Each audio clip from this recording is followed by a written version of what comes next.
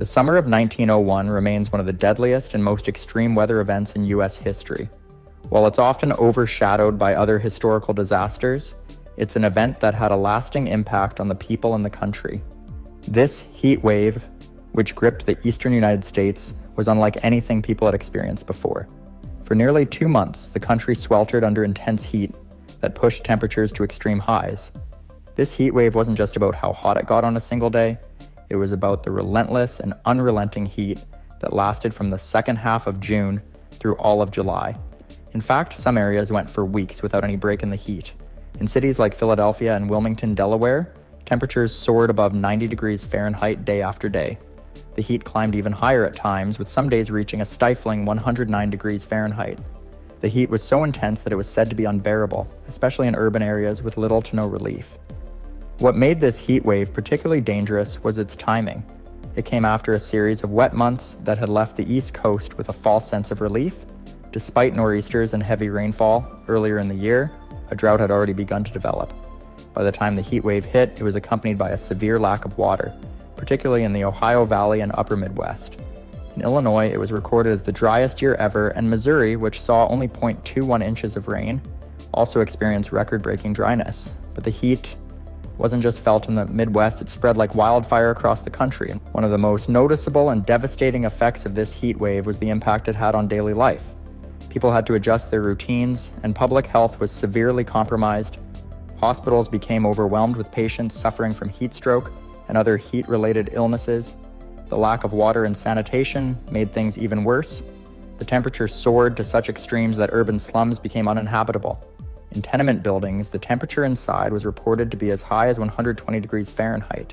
The air was thick and suffocating, and with no air conditioning, people had to find other ways to survive. Even basic transportation was severely affected. In New York City, streetcars, which relied on horses, had to stop running because the animals couldn't endure the heat. In fact, the heat was so intense that it caused a massive loss of life among horses, with 250 horses dying in one day alone in New York City. Factories across the country closed their doors as workers could no longer bear to work in the oppressive heat. The few factories that remained open allowed their workers to wear light clothing, a radical departure from the usual heavy three-piece suits of the time. As the heat wave dragged on, its toll grew heavier, and the situation became more desperate. The heat was not just a discomfort, it was a killer. By the end of the summer, it was estimated that at least 9,500 people had lost their lives. This was a staggering number for a time when the population was far smaller, and this heat wave was the deadliest of its kind in U.S. history at the time. The death toll was so high because of the heat's prolonged nature, which left no room for recovery. The elderly, the young, and those who lived in poor, crowded conditions were especially vulnerable. People across the country began to panic as the heat showed no signs of letting up. There was no cool breeze to offer relief, and the heat's duration made it even more unbearable. It wasn't just the heat that was causing suffering. The mental strain of such prolonged extreme conditions was also beginning to take its toll. As the heat continued for weeks on end, people were pushed to their limits. Many experienced emotional breakdowns, with some even committing suicide as a result of the unbearable conditions. In one of the most dramatic impacts, entire cities came to a standstill. The government was forced to respond to the crisis, but with limited resources and no real precedent for dealing with something so catastrophic, the response was slow. People were left to cope with the heat on their own, and the poor were hit the hardest. While the wealthy could afford to flee to cooler climates, the less fortunate had no escape. This stark divide between the haves and have-nots was thrown into sharp focus, as the most vulnerable people were left to suffer the worst of the heat wave's wrath. The summer of 1901 serves as a haunting reminder of the power of extreme weather. Even though it wasn't as widely discussed in the years that followed, it changed the lives of thousands of people and left its mark on the country. It brought attention to the vulnerability of a nation that had never experienced such an event, and it opened the door for more awareness about how extreme weather could disrupt lives. As we dive deeper into the summer of 1901, we'll explore how it shaped the nation's response to future natural disasters and left lessons that are still relevant today. As the heat wave continued through the second half of June and into July, the United States was experiencing the full extent of its devastation. While the first few weeks of the heat wave had already begun to disrupt daily life, the situation worsened as temperatures kept climbing. The relentless heat spread further across the country, hitting new areas harder than ever before. By the end of June, cities like New York, Philadelphia, and Boston were enduring extreme temperatures, with some days reaching highs that many had never imagined possible. In New York City, temperatures soared to 105 degrees Fahrenheit and remained uncomfortably high for days. By the end of the month, the heat had already wreaked havoc on public health, with hospitals overcrowded with people suffering from heat stroke, dehydration, and other related illnesses. With no escape from the heat, people began to suffer mentally as well as physically. In Philadelphia, where the heat lingered at over 90 degrees Fahrenheit for more than a week, it wasn't just the unbearable temperature that caused distress. The humidity was nearly as oppressive, making it even harder for people to breathe. By early July, the heat wave reached a new intensity. In Wilmington, Delaware, the mercury climbed above 100 degrees Fahrenheit on multiple days, pushing residents to their breaking point. In many places, the average temperature was over 90 degrees Fahrenheit each day, and the heat persisted without any cool intervals. The prolonged nature of the heat wave caused tremendous suffering for the people in its path. Farmers in the Midwest and South watched their crops wither, unable to withstand the dry, scorching conditions. The drought, which had already taken root in the region, was aggravated by the heat, making the already dire situation even worse. Even the most resilient of the population found it difficult to keep going. Workers in factories and offices were forced to endure long hours in uncomfortably hot conditions. The extreme heat made physical labor nearly impossible. In Chicago, some factories had to shut down entirely, and others were left scrambling to find ways to keep their workers safe. Many of the workers were forced to wear lighter clothing, such as gymnastic costumes, a rare sight in the days when formal attire was expected in the workplace. This lack of comfort only added to the overwhelming sense of helplessness that people began to feel as the heat wave stretched on. As the heat wave worsened, the most vulnerable members of society became even more at risk. The elderly, children, and those with existing health problems were especially affected by the sweltering temperatures. In the crowded, poorly ventilated tenement buildings of cities like New York and Philadelphia, it wasn't just the heat that took its toll. The lack of proper sanitation and clean water caused a surge in heat-related deaths. People were unable to get relief, whether it was through cooling down or finding the basics for survival. Many people couldn't afford to leave the cities, while others who tried to escape to cooler areas found that they had no place to go. In urban slums, the conditions were unbearable. Without access to the air conditioning or fans, the heat trapped people inside, and the air felt thick and suffocating. Many residents attempted to cool off by sleeping on rooftops or in parks, but even these open spaces offered little respite from the heat. By the beginning of July, public unrest had begun to grow. People, already pushed to their limits by the oppressive heat, were now frustrated by the lack of help. Riots broke out in several cities as citizens began to demand action from local governments. The social fabric of cities like New York began to unravel, with anger and anxiety taking hold.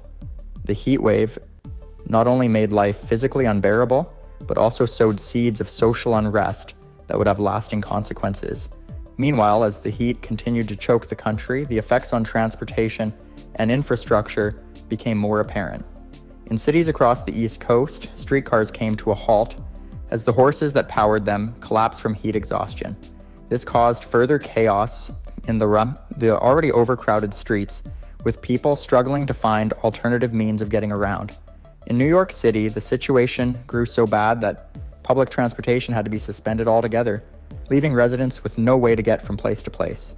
The heat had disrupted every part of life, making basic tasks like traveling to work or getting fresh water into a struggle.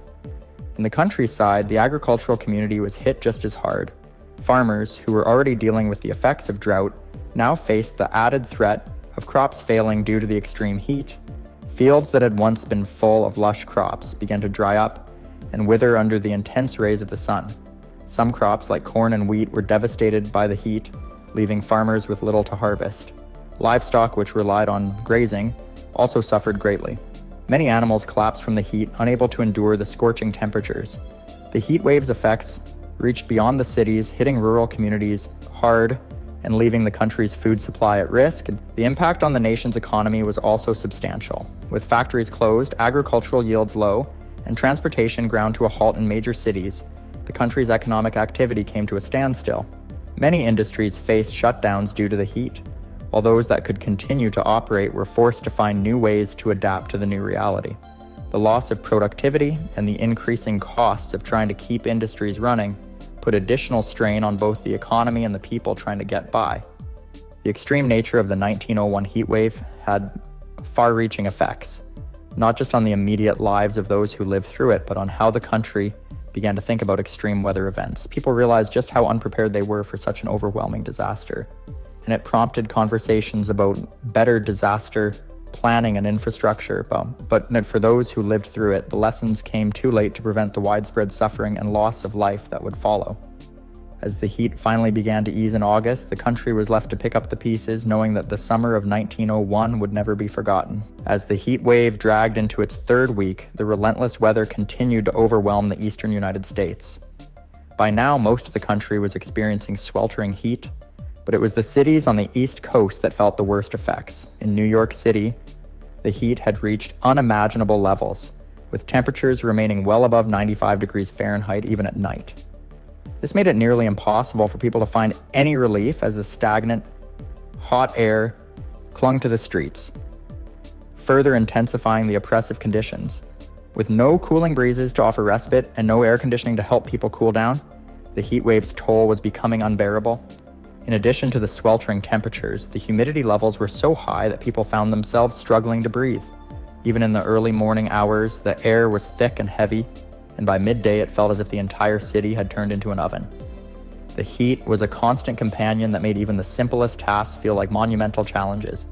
Many people resorted to crowding into parks and public spaces in an attempt to escape the suffocating heat in their homes, but these spaces provided little relief as they too became sweltering hot during the day.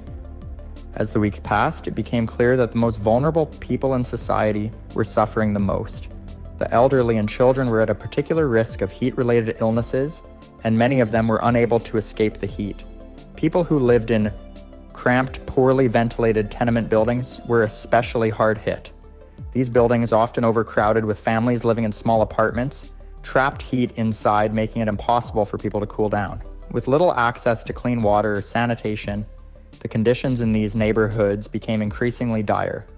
As hospitals in cities like New York and Philadelphia became overwhelmed with heat stroke cases, many people turned to desperate measures to survive. The psychological toll of the heat wave was also becoming apparent. The combination of extreme heat and the inability to find relief created an atmosphere of anxiety and despair. Many people, unable to bear the strain of the relentless weather, began to crack under the pressure. It was reported that in some areas, a number of people who could no longer cope with the heat took their own lives, driven to despair by the unbearable conditions. The mental health crisis was yet another devastating consequence of the heat wave, as it impacted not just physical health, but also the well-being of individuals who struggled to cope with the constant suffocating heat.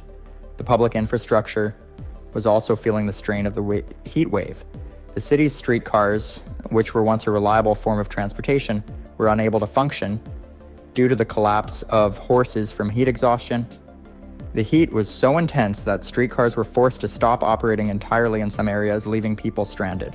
Even worse, the heat affected the country's already struggling railroad system, causing delays and disruptions in travel. The transportation issues only exacerbated the difficulty of getting basic necessities to people, leaving urban areas particularly vulnerable. In Philadelphia, the heat wave became a daily battle for survival.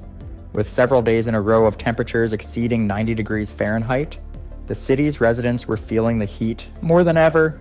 Schools and businesses were forced to close, and many people were left with no way of escaping the oppressive conditions. It wasn't just the heat that was a concern. The air was so thick with humidity that it made it feel even hotter than it actually was.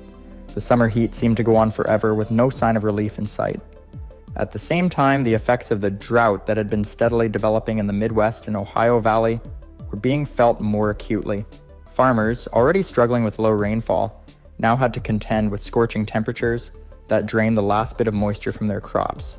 Fields that had once been full of thriving crops were now barren and cracked, leaving many farmers facing near total crop failure. In Illinois, the state recorded its driest Kyrria calendar year ever, a sign of just how bad the drought had become. In Missouri, conditions were just as dire as the heat wave led to one of the driest years on record. with rainfall amounts lower than even in the notorious drought year of 1953. The rural communities across the country were not exempt from the heat's wrath, and farmers began to lose their livelihoods. For many, the failure of their crops meant that they would not have enough food or income to survive the year. The heat also impacted livestock, with many animals collapsing in the fields as they struggled to survive in the unbearable heat. In many areas, farmers were forced to sell off their animals as they could not provide the necessary care or food.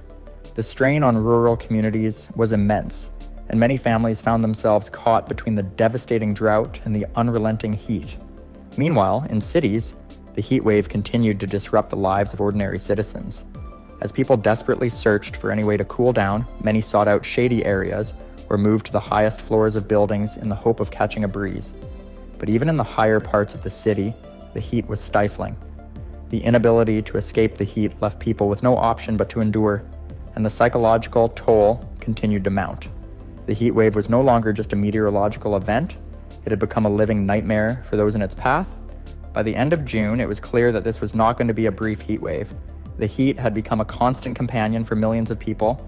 With no signs of it letting up, the social and economic disruptions were becoming more apparent, as people struggled to go about their daily routines in a world that had been completely transformed by the heat. The cities were already beginning to feel the strain, and the countryside was quickly following suit. As the month came to a close, the nation could only watch helpless as the heat continued to take its toll, turning the summer of 1901 into one of the most deadly and destructive heat waves the country had ever experienced. As July began, the heat wave showed no signs of letting up, and the severity of the situation deepened across the United States.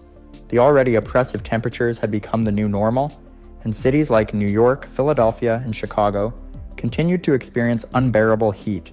In many of these places, the temperature hovered around 100 degrees Fahrenheit day after day, with no reprieve in sight. The heat was persistent, draining both physically and mentally, leaving many people at their breaking point. During the first week of July, conditions in New York City were particularly dire. By now, residents had grown accustomed to the intense heat, but it was far from tolerable. People were already struggling to keep cool, but with no effective relief, tempers began to flare. The heat had taken a toll on everyone, and the long days of relentless sun were beginning to feel like an unending punishment. With public transportation at a standstill due to the exhausted horses that powered the streetcars, getting from place to place became a challenge. Many businesses closed their doors, unable to function in such extreme conditions, while others remained open only because they had no choice. Despite the hardships, people tried to find ways to cope. Some took refuge in the city's parks or public squares, where they could at least catch some shade and breathe in what little cool air existed. But even the parks were not immune to the oppressive conditions. The heat had a strange way of warping everything it touched. Flowers wilted, trees drooped, and even the grass seemed to struggle under the heat's weight. The city's infrastructure, already overburdened by the demands of a growing population, began to fail under the stress of the heat. Water supplies became scarce, and many people began to ration their drinking water as temperatures remained in the high 90s and low 100s. In Philadelphia, conditions were no better. By July, the heat was so intense that the city's power supply struggled to keep up with demand. The strain on the electrical grid led to frequent blackouts, and in some cases, entire neighborhoods were plunged into darkness for hours at a time. The heat left many residents feeling trapped in their own homes, unable to cool off or find relief from the stifling air. The lack of air conditioning meant that most people had to rely on open windows and makeshift fans, but even that small comfort did little to lower the temperature. The psychological toll of being stuck in an oppressive heat wave was becoming more apparent. Residents were on edge and many were growing desperate for relief. As temperatures climbed, it became evident that the health impacts of the heat wave were becoming more severe. Hospitals across the affected areas were overwhelmed with cases of heat stroke, dehydration, and other heat-related illnesses. The elderly and young children were especially vulnerable, and many of them succumbed to the heat.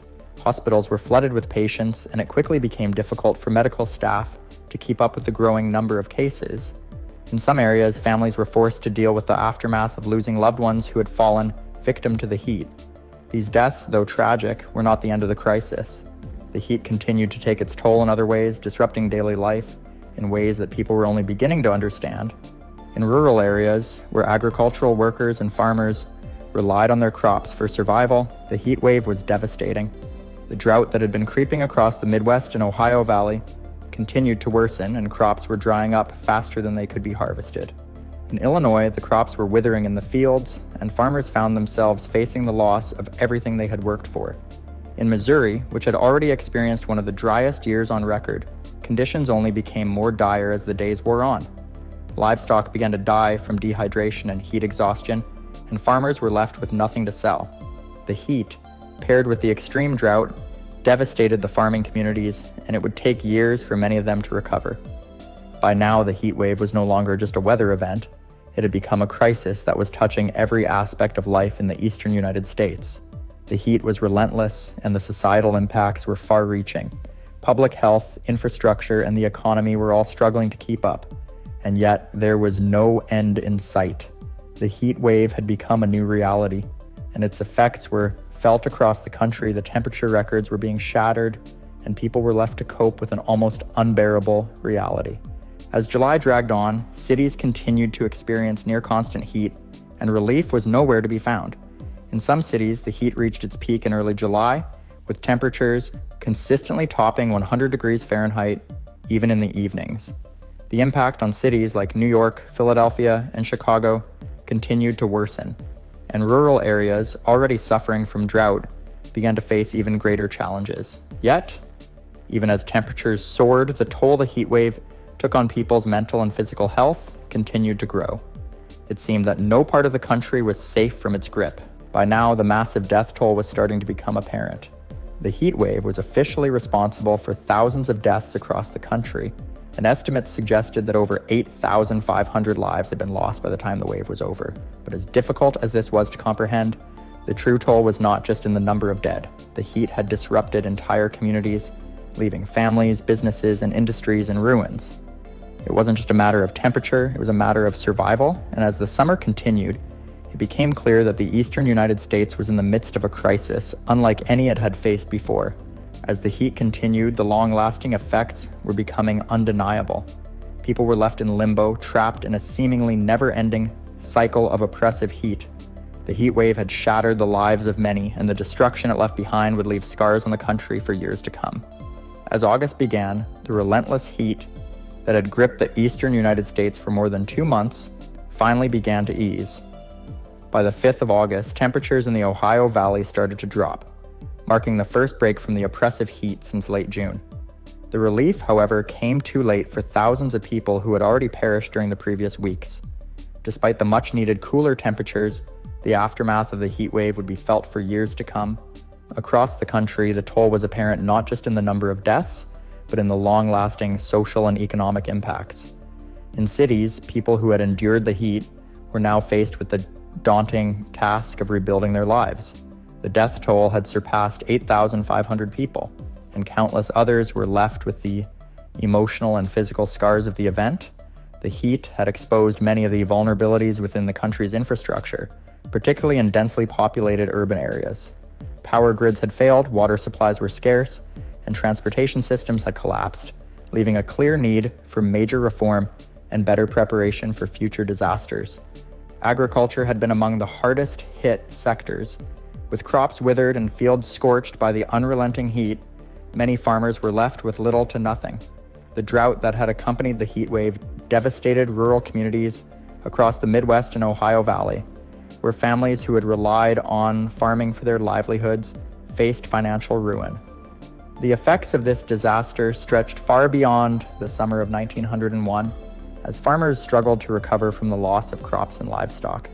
It took years for many of these communities to rebuild, and some never fully recovered. In the aftermath of the heat wave, the country was left grappling with the realization that extreme weather events like this were not as rare as people had once believed. The disaster of 1901 served as a grim reminder of the vulnerability of human societies to the forces of nature. It prompted some to advocate for better preparation and response to future climate events, though the full-scale implementation of these ideas would not come until later. The heat wave would remain in the collective memory of the country, a warning about the dangers of extreme weather that would not be ignored. As the years passed, the heat wave of 1901 slowly faded from public consciousness, overshadowed by the Dust Bowl of the 1930s and other historic events. But for those who had lived through it, The memory of that summer would never fully disappear. The suffering endured by so many left a lasting mark, and it was clear that society had learned the hard way just how much a climate disaster could alter the course of everyday life. While the temperature records from the heatwave have long since been surpassed, the lessons learned from the summer of 1901 remain just as relevant today. As we face increasingly erratic weather patterns in the modern world, it is important to remember the power of nature and the importance of preparing for the unexpected. The heatwave serves as a stark reminder that no matter how advanced we become, we are still at the mercy of the natural world. So, while the temperature records may have been broken in later years, the summer of 1901 will always hold a special place in history. The stories of those who lived through it remind us of the strength and resilience of the human spirit in the face of a disaster that seemed unstoppable. It is a chapter in American history that, despite being largely forgotten by many, still holds lessons for us all. Thanks for joining us in this deep dive into the devastating heat wave of 1901. If you're interested in learning more about other historical weather events, be sure to subscribe and check out our other videos on extreme weather disasters. What do you think about the 1901 heat wave? Let us know in the comments and share your thoughts on how we can better prepare for such extreme weather in the future.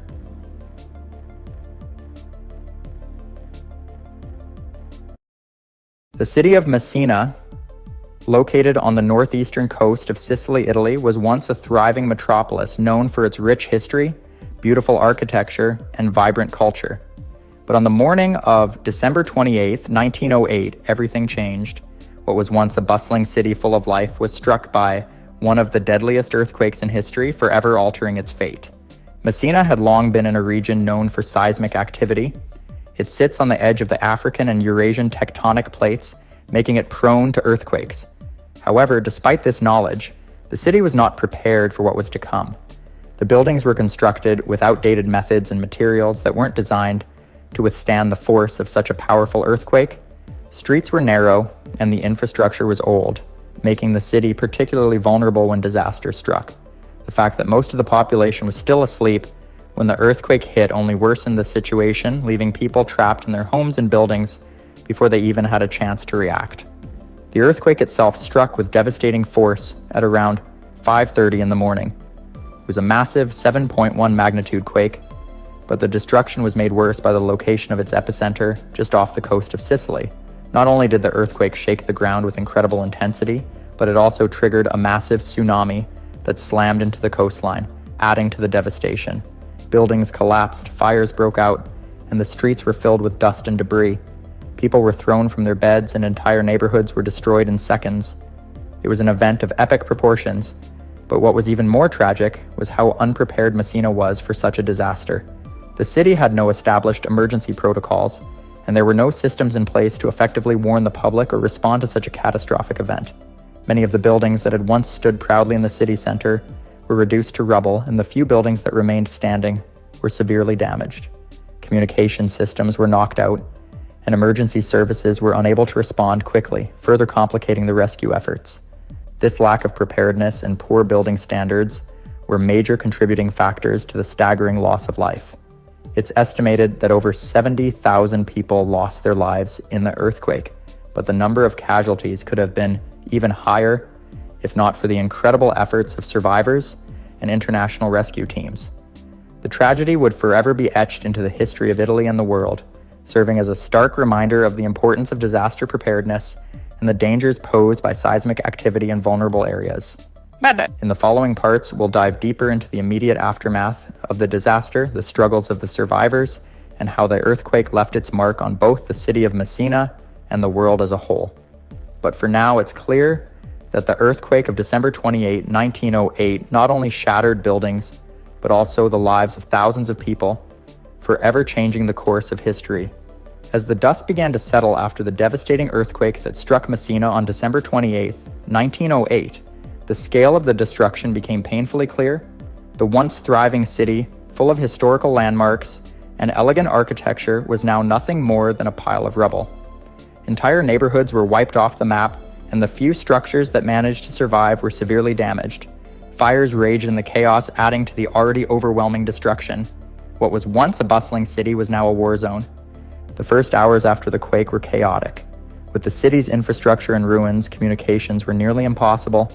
There were no working telephones, no power lines, and no way to quickly coordinate rescue efforts. What made the situation even worse was that the survivors were left to fend for themselves, as no immediate help arrived from local authorities. Rescue teams were unable to access the most heavily affected areas due to the rubble blocking the narrow streets of the city, making it almost impossible to reach those who were trapped beneath the collapsed buildings. People were left stranded without medical assistance, with many injured, some unable to even move. Hospitals were overwhelmed and medical supplies were running low. Surgeons and doctors were forced to operate in makeshift hospitals, often under dire conditions. What made the situation even more tragic was the fact that so many of the city's emergency services were destroyed or non-functional. It was only after several hours that international aid began to arrive, but for many, it was too late. The city had been left to deal with the immediate aftermath on its own. At the same time, the tsunami that had been triggered by the earthquake caused additional chaos along the coast. The waves, which reached up to 3 meters in height, hit the city of Messina and the surrounding areas, further damaging the already fragile coastal structures and sweeping away entire buildings. The powerful waves caused more casualties, and many survivors who had initially escaped the earthquake found themselves caught in the deadly waves. The Italian government's response to the disaster was slow and uncoordinated. It wasn't until hours after the quake struck that any significant help came from the authorities, despite the growing number of people in need of aid. The lack of preparedness in the face of such a massive disaster left the survivors feeling abandoned, with frustration and anger mounting against the government for not acting sooner. Many people turned to neighboring regions and international organizations for help, hoping that outside assistance would provide the support the city so desperately needed. The impact on Messina's economy was equally devastating. With trade and commerce disrupted for weeks, businesses were forced to close their doors. The economic shockwaves rippled through the region, leaving many people unemployed and without basic necessities. The city's ports, which were once vital to its economy, were heavily damaged, making it nearly impossible to ship goods in or out of the region. In addition to the immediate physical damage, the emotional toll on the people of Messina was profound. Families had lost everything: homes, loved ones, and livelihoods. Entire neighborhoods were wiped out, and those who survived were left to rebuild their lives from the ground up. The psychological trauma of the event would linger long after the physical damage had been repaired, leaving deep scars on the collective memory of the people of Messina. As the days passed and more survivors were pulled from the rubble, the world began to take notice of the disaster. International aid poured in from countries around the globe, offering financial assistance, medical supplies, and teams of rescue workers. The international community came together to help Messina, but the Italian government's delayed response left a lasting sense of bitterness among the survivors. The contrast between the swift actions of foreign aid organizations and the slow response of local authorities further highlighted the deficiencies in disaster preparedness and response at the time.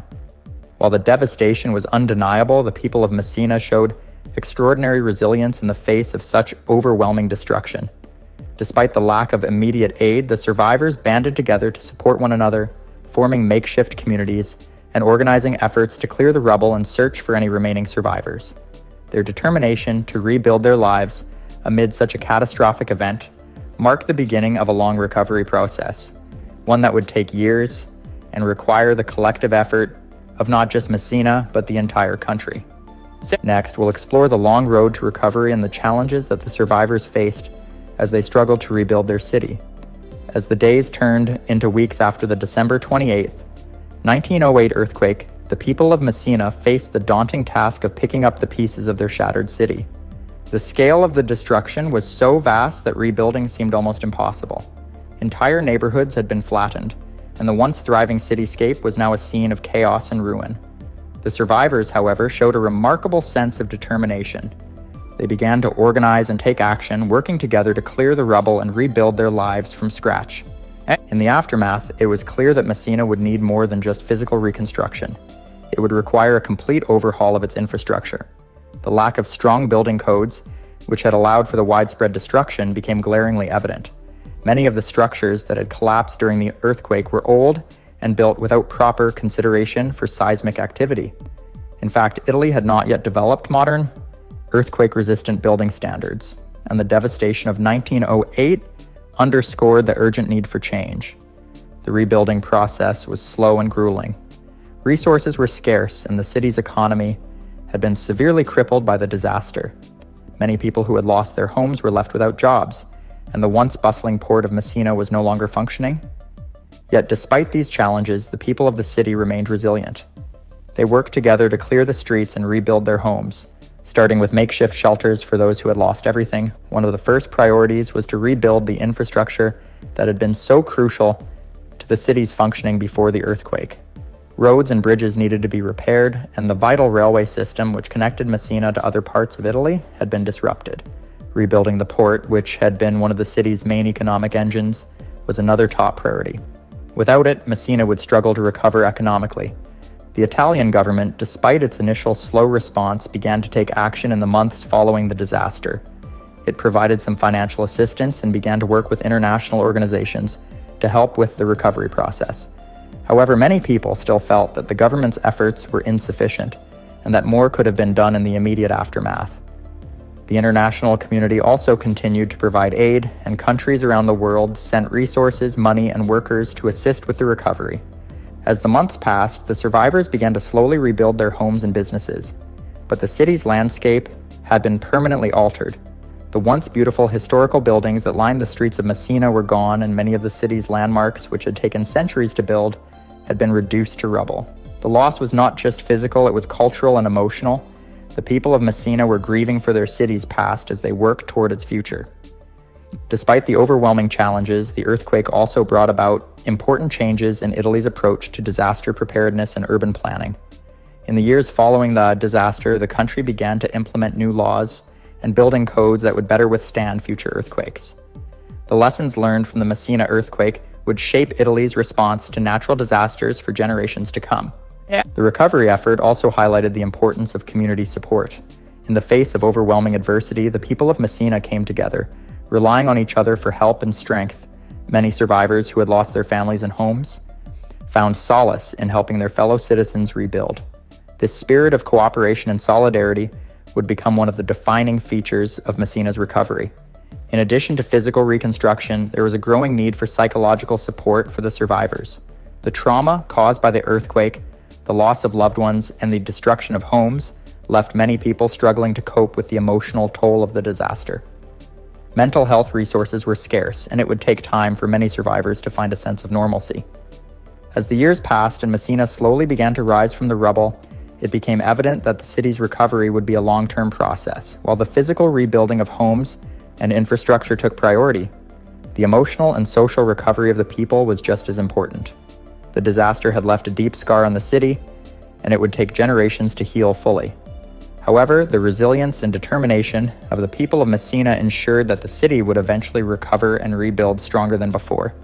As we continue, we'll explore the long-term effects of the disaster on Messina's people and the city's transformation in the years following the tragedy. The earthquake of 1908, while a source of great loss, would ultimately be a turning point that reshaped the city in profound ways. The Messina earthquake of December 28, 1908 left a profound impact on the people of the city and the wider region of Sicily. The devastation was not just in the loss of lives and property, but also in the emotional and cultural toll it took on the survivors. As the years went by, the full extent of the disaster's effects on Messina and its people became clearer. The earthquake had altered the city's landscape, economy, and society in ways that would be felt for generations. One of the most significant long-term effects of the earthquake was its influence on urban planning and building regulations in Italy. Before the disaster, Italy had very few regulations in place to protect buildings from earthquakes. The collapse of entire neighborhoods during the earthquake highlighted the need for stricter building codes, particularly in earthquake-prone areas like Messina. In the aftermath, Italy made significant strides in earthquake engineering. New laws were introduced that required buildings to be designed with seismic activity in mind. These changes not only helped protect the people of Messina, but also set a precedent for earthquake-resistant construction across the country. The recovery and rebuilding efforts, although slow and arduous, brought about positive change in some areas. The Italian government and international organizations began working together to improve disaster preparedness, and in the following decades, Italy's approach to handling natural disasters became more structured. This led to the creation of better early warning systems and emergency response strategies. While these efforts came too late to save many lives in 1908, they undoubtedly saved countless others in future earthquakes, including the devastating L'Aquila earthquake of 2009. The lessons learned from Messina influenced how Italy and much of the world would approach natural disasters in the years to come. In addition to the physical and structural changes, the Messina earthquake had a profound psychological impact on the survivors. Many people who had lost loved ones, their homes, and their livelihoods struggled to move forward. The trauma of the event was something that could not easily be rebuilt, and it lingered long after the rubble was cleared. Communities had to come together to help each other heal, and families had to cope with grief and loss on a scale that was unimaginable. Counseling and mental health services, while not as developed as they are today, became an essential part of the recovery process. The emotional scars left by the earthquake would take decades to heal fully, and for many, the memories of that fateful day would never be erased. For the city itself, the road to recovery was long. Despite the immense destruction, Messina began to rebuild not just its physical structures, but its identity. The historic center, which had been reduced to rubble, was slowly reconstructed and new buildings were erected with more modern and earthquake-resistant designs. In the years following the earthquake, Messina also saw new industries and economic opportunities emerge as the city adapted to its new reality. While the scars of the past remained, Messina began to find its place once again on the map of Sicily and Italy. The story of Messina's recovery and transformation is a testament to the resilience of the human spirit. The city, though scarred, rose from the ashes, much like its people. While the earthquake was a tragedy of immense proportions, it also served as a catalyst for change in how cities and nations prepare for natural disasters. The importance of preparedness, resilient infrastructure, and community support in times of crisis became clear, and the world took notice. The Messina earthquake of 1908 will always be remembered as one of the deadliest natural disasters in history. But beyond the tragedy and loss, it is a reminder of the strength and resilience of the people who lived through it. Their determination to rebuild, recover, and emerge stronger is an inspiring story for future generations. As we reflect on the legacy of the Messina earthquake, we are reminded that natural disasters, while often devastating, can also lead to progress and change. The lessons learned from Messina shaped Italy's approach to disaster response and preparedness, and they continue to guide efforts around the world today. The memory of Messina lives on, not just in the physical landscape, but in the spirit of the people who rebuilt their city and their lives from the ground up. With this final chapter, we conclude our exploration of the Messina earthquake, a tragedy that altered a city, a nation, and the course of history. We honor the lives lost, the survivors who endured unimaginable hardship, and the lasting impact this earthquake had on disaster preparedness worldwide. Thank you for joining us on this journey through history.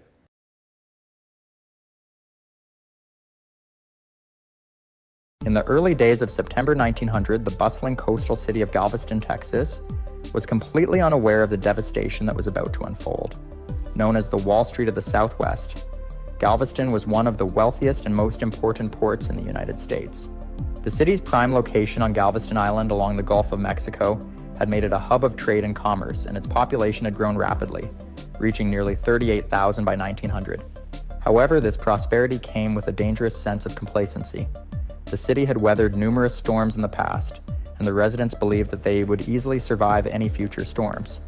Even Isaac Klein, the head of the Weather Bureau's Galveston office, famously wrote in an 1891 article that it would be impossible for a hurricane of significant strength to strike the island. But all of that changed on September 8, 1900, when the Great Galveston Hurricane made landfall.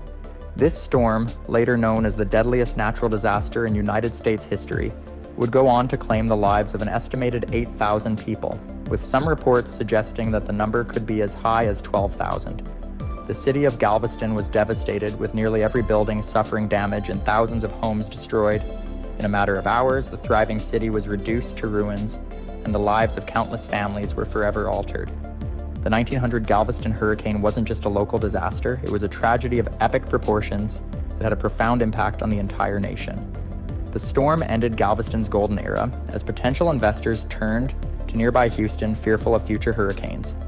In the wake of the storm, significant changes were made, including the construction of a seawall to protect the city and the raising of the island itself. This introduction sets the stage for a closer look at how this catastrophic event unfolded, starting with the formation of the storm and the initial signs that something was amiss. In the next part, we'll explore how the hurricane developed and the preparations, or lack thereof, that were made as the storm approached the Texas coast. The 1900 Galveston hurricane began its deadly journey as a tropical storm in the far eastern Atlantic Ocean, off the coast of West Africa in late August. At the time, meteorology was still a developing science, and the tools available to track and predict storms were rudimentary at best. Despite these limitations, weather observers noticed the formation of a storm system that appeared to be gaining strength as it moved westward across the warm waters of the Atlantic. By the end of the first week of September, the storm had intensified into a full-fledged hurricane, although its exact path remained uncertain. In those days, the United States Weather Bureau, which later became the National Weather Service, relied heavily on reports from ships at sea and limited land-based observations. Communication between different regions was slow, and information about the storm was often outdated by the time it reached the public. As the hurricane approached the Caribbean, it made its first significant landfall in Cuba on September 6th.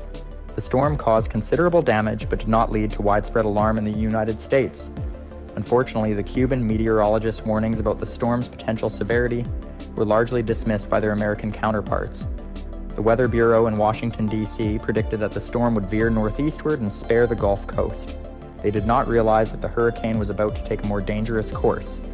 On September 7th, the storm entered the Gulf of Mexico, where it encountered ideal conditions for further intensification. The waters of the Gulf were exceptionally warm, providing the energy needed for the hurricane to strengthen rapidly. By now, it was clear that the storm was heading toward the Texas coast, but the residents of Galveston remained largely unaware of the impending danger. Isaac Klein, the head of the Weather Bureau's Galveston office, had noticed some concerning signs. The Gulf waters were rising, the wind was picking up, and the barometric pressure was dropping, a clear indication that a powerful storm was approaching. However, like many others, Klein did not believe that a hurricane of great strength could strike Galveston. He assured the public that there was no cause for alarm, even as the signs of an approaching storm became more ominous. By the evening of September 7th, the weather in Galveston had begun to deteriorate rapidly. Heavy rain and strong winds battered the city, but most residents believed it was just another typical Gulf storm. Some even ventured out to the beaches to watch the waves crash against the shore, unaware that within hours those very waves would rise up and engulf their city. As night fell, the storm continued to intensify and the fate of Galveston was sealed.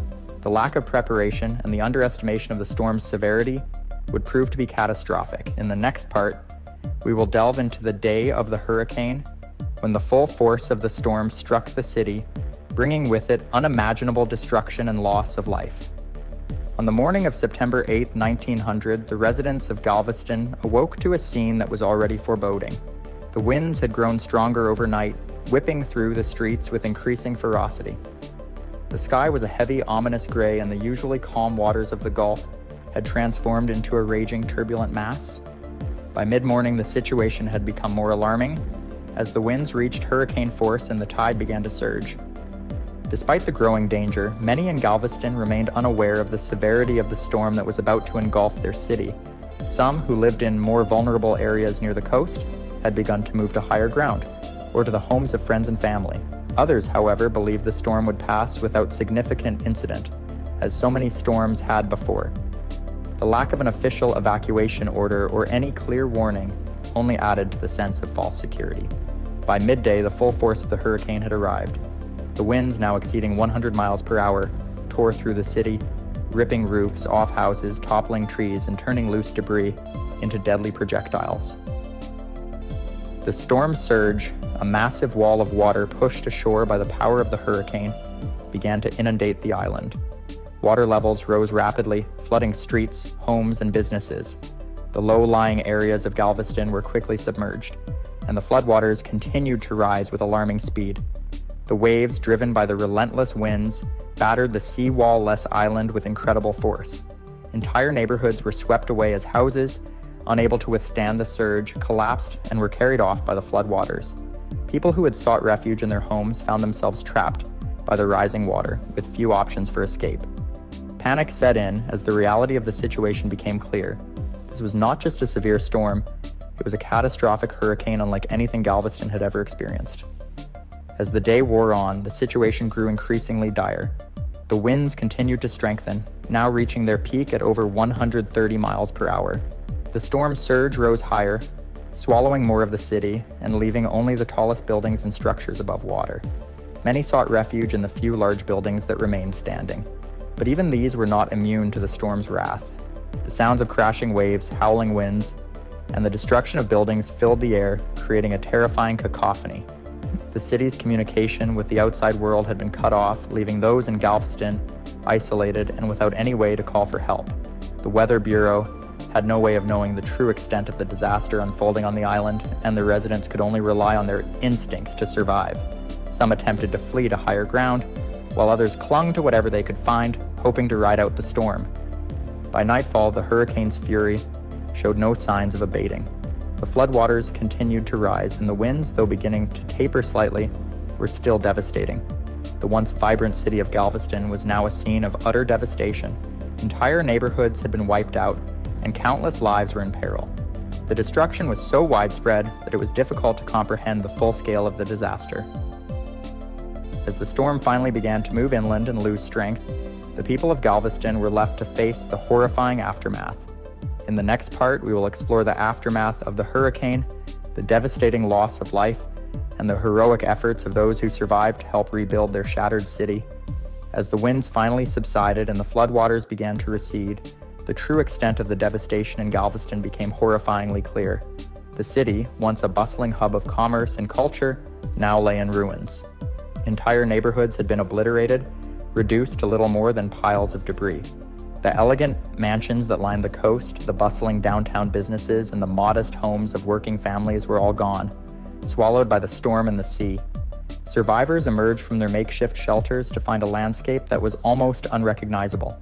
Streets were buried under mountains of wreckage, with shattered timbers, broken glass, and twisted metal strewn everywhere. The floodwaters, which had risen as much as 15 feet in some places, had left behind a thick layer of mud and silt, further complicating the already overwhelming task of recovery. The air was thick with the stench of salt water, mud, and decay, and the eerie silence that followed the storm was punctuated only by the sounds of people searching for loved ones and beginning the grim task of collecting the dead. The loss of life was staggering. Estimates of the death toll vary, but it is widely believed that between 6,000 and 12,000 people perished in the hurricane, making it the deadliest natural disaster in United States history.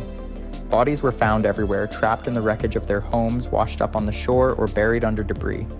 The sheer number of dead overwhelmed the city's ability to deal with them, and many were buried in mass graves or simply lost to the sea. The survivors, many of whom had lost everything, were left to grieve in the midst of unimaginable destruction. The city's infrastructure was in shambles. The water supply was contaminated by salt water and debris, making it unsafe to drink. The telegraph and telephone lines, which had once connected Galveston to the outside world, were down, leaving the city isolated and without a means to call for help. The railroad bridges that connected the island to the mainland had been destroyed, cutting off any possibility of bringing in supplies or evacuating the wounded and displaced. In the absence of any formal communication, rumors and fear spread quickly among the survivors, adding to the sense of chaos and despair. Despite the overwhelming devastation, the people of Galveston did not give up. In the days following the hurricane, a massive and heroic recovery effort began. Those who had survived the storm immediately set to work, clearing debris, searching for survivors, and caring for the wounded. Makeshift hospitals were established in the few buildings that remained standing, and volunteers worked tirelessly to provide food, water, and shelter to those who had lost everything. Word of the disaster slowly began to reach the mainland, and help soon arrived. Relief efforts were organized, and supplies began to trickle in by boat, the only means of access to the island. The U.S. Army was dispatched to assist with the recovery, and volunteers from across the country came to Galveston to help with the monumental task of rebuilding. The city's residents, though devastated by their losses, showed remarkable resilience and determination as they began to piece their lives back together. The rebuilding process was slow and fraught with challenges. With so much of the city destroyed, there was a shortage of materials and labor, and the work was often dangerous. Many of the buildings that had survived the storm were damaged beyond repair and had to be demolished, further adding to the sense of loss. But despite these difficulties, the people of Galveston pressed on, driven by a desire to rebuild their city and honor the memory of those who had been lost. In the final part, we will explore how Galveston rose from the ashes of this disaster, the lessons learned from the hurricane, and the lasting impact it had on the city and its people. In the aftermath of the hurricane, Galveston faced the enormous challenge of rebuilding a city nearly wiped off the map. The task was daunting, but the people of Galveston were determined to restore their home. The process began with clearing the massive amounts of debris that littered the island. This was no small feat, as the storm had left behind mountains of rubble, tangled with remnants of homes, businesses, and lives that had been lost. Volunteers, military personnel, and the remaining residents worked tirelessly to clear the streets and begin the long process of reconstruction. Now, one of the most significant and ambitious projects undertaken was the razing of the entire city. Engineers proposed elevating Galveston to protect it from future storms, a project that was both unprecedented and monumental in scope. Buildings were jacked up, sometimes as much as 17 feet, and sand and dirt were pumped in to fill the space below. Streets were raised, and a new seawall stretching more than 10 miles was constructed to shield the island from future storm surges. This engineering marvel not only transformed the landscape of Galveston, but also demonstrated the city's resilience and commitment to surviving in a perilous environment. The economic impact of the hurricane was profound. Before the storm, Galveston had been a major port and one of the wealthiest cities in Texas, known for its vibrant culture and booming economy. The hurricane, however, shifted that prosperity to nearby Houston, which emerged as the region's new economic powerhouse. Despite this shift, Galveston remained an important city, continuing to thrive in new ways. Tourism became a significant industry as visitors flocked to see the seawall and the city's ongoing recovery efforts. The storm also had a lasting impact on disaster preparedness and response. The 1900 Galveston hurricane is often cited as a pivotal moment in the development of modern meteorology and emergency management. The scale of the disaster highlighted the need for better forecasting, communication, and evacuation planning.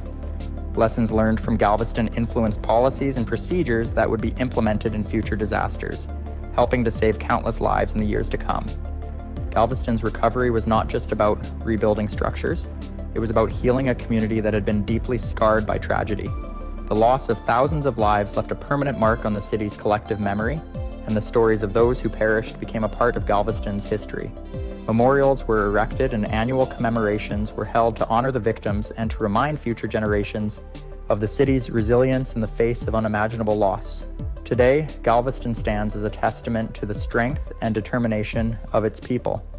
The city has evolved, but it has never forgotten the lessons of the past.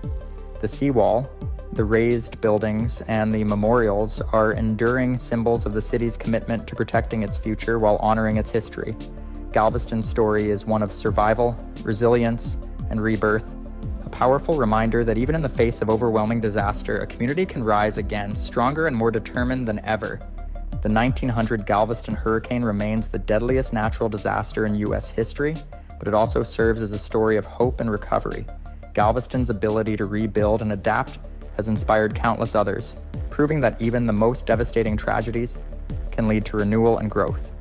The city's legacy continues to live on, not only in the physical structures that were rebuilt, but also in the spirit of its people, who faced one of nature's fiercest storms and emerged with a renewed sense of purpose and resilience.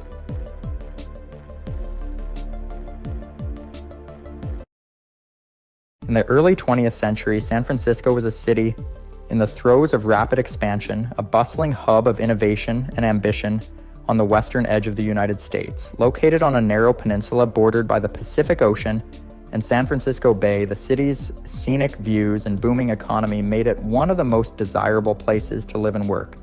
Its population was growing rapidly, and so were the skyscrapers, streetcar lines, and intricate neighborhoods that sprawled through the city's famously hilly landscape. San Francisco was coming into its own as a modern metropolis, establishing itself as a key gateway for trade and immigration. But as the city evolved, so did its risks. San Francisco was not only a marvel of urban growth, but also uniquely vulnerable to natural disasters due to its location along the San Andreas Fault. This geological fault line, which runs almost the entire length of California, marks a boundary where the Pacific and North American tectonic plates meet. In many ways, the city's very existence on this fault line was a ticking clock for disaster, one that only a few experts truly understood or worried about at the time. Despite these hidden risks, the city's expansion was largely unregulated, Construction was happening at breakneck speed, but building standards and safety regulations were lacking. With little oversight, contractors often cut corners, opting for cheaper, less durable materials. The city's infrastructure was also relatively fragile. San Francisco's water supply system, for instance, was outdated and poorly equipped for a growing city, let alone a major disaster. In fact, San Francisco had already experienced smaller earthquakes in the past, but these minor tremors were largely ignored or forgotten in the enthusiasm of the city's golden era. Throughout the years leading up to the quake, there were occasional reminders of the city's vulnerability. Some geologists and city planners had raised concerns about the need for better earthquake preparedness. Still, few believed that such a disaster could hit in their lifetimes, and even fewer had ever considered the potential scale of devastation that could unfold. As San Francisco continued to grow, the booming neighborhoods and thriving downtown districts became ever more crowded. The lack of formal building codes meant that many structures were vulnerable to even moderate earthquakes, let alone the powerful shockwave waiting beneath the Earth's surface. In residential areas, buildings were tightly packed, and construction materials varied in quality, creating the perfect conditions for fire to spread should an accident occur. What no one realized, though, was that the city was on the brink of one of the most devastating urban disasters in American history. In the pre-dawn hours of April 18, 1906, San Francisco lay quiet under a still dark sky. At precisely 5:12 in the morning, this calm was shattered as a powerful earthquake struck the city, radiating shockwaves across the region with a force that no one had anticipated. This wasn't a minor tremor, but a colossal quake that would measure an estimated magnitude of 7.9, shaking the ground so violently that entire buildings shifted and cracked within seconds. People were jolted awake by the tremors, some thrown from their beds, while others scrambled to escape from their crumbling homes. The quake's epicenter lay offshore, just 2 miles west of San Francisco, along the infamous San Andreas Fault. The seismic waves radiated quickly, creating destruction not only within San Francisco, but throughout the surrounding areas, including coastal towns and nearby cities like Santa Rosa and San Jose. The quake's intensity was so strong that it was felt as far north as Oregon and as far south as Los Angeles. The first moments were sheer chaos as buildings, especially those constructed without solid foundations or quality materials, began to collapse around the city. Entire neighborhoods crumbled, and within seconds, thousands of people were trapped or injured as walls buckled and roofs fell. The shaking lasted less than a minute, but the destruction it left was astonishing. The city's famous brick buildings and ornate Victorian homes, many of which were built without structural reinforcement, proved particularly vulnerable, collapsing in heaps or leaning at precarious angles. For many who survived the initial quake, the nightmare was only beginning. Gas lines ruptured throughout the city, igniting fires that would soon turn out to be as catastrophic as the earthquake itself. While the earth had quieted, the sounds of destruction persisted, with the snapping of power lines, the crashing of broken glass, and the cries of frightened residents filling the air. The city's infrastructure had also taken a heavy blow. Major streets were buckled and torn open, with deep cracks that made movement nearly impossible in some areas. The cable car tracks that connected neighborhoods across the city were ripped from the ground, and the central water mains were badly damaged.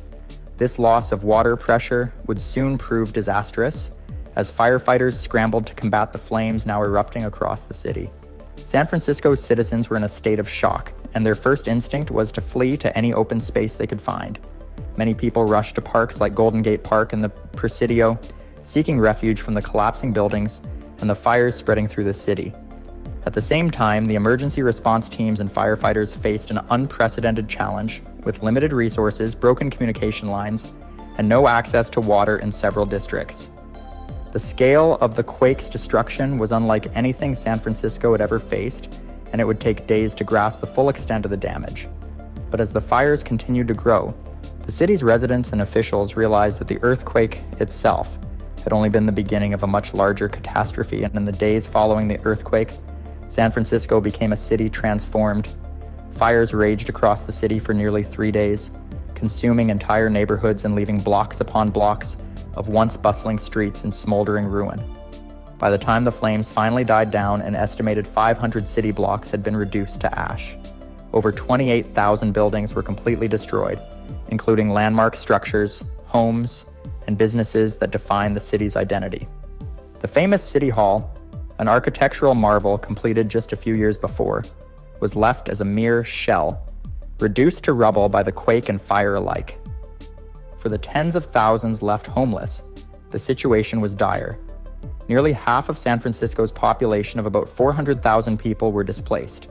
Makeshift camps sprang up in public parks like Golden Gate Park, the Presidio, and even along the beaches. The U.S. Army, stationed at the Presidio, took immediate action, setting up tents, distributing food, and providing medical care to those in need.